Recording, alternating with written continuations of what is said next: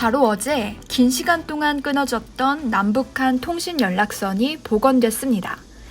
박수현 청와대 국민소통수석은 브리핑을 열어 남과 북은 7월 27일 오전 10시를 기해 그간 단절되었던 남북 간 통신연락선을 복원하기로 했다.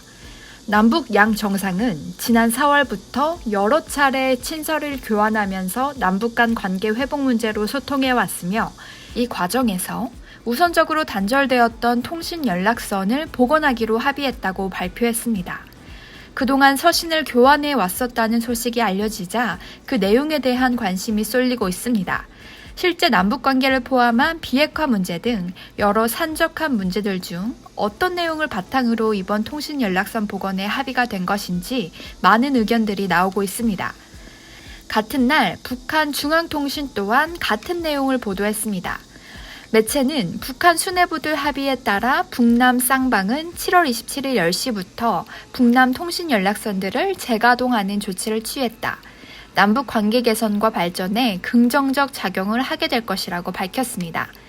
이러한 합의 배경으로는 최근 북한이 코로나19 사태가 장기화되면서 방역과 경제 사정이 악화되고 있는 것이 크게 작용했을 것이라는 추측이 나오고 있습니다.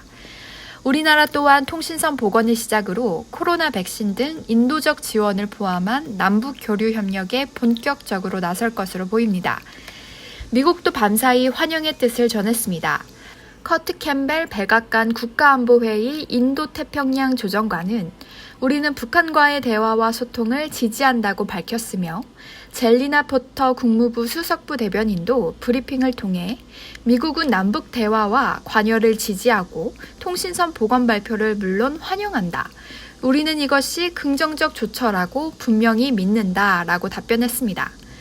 그리고 오늘 오후 로이터 통신이 문재인 대통령과 김정은 위원장의 남북 정상회담 개최를 논의 중이라고 전했습니다.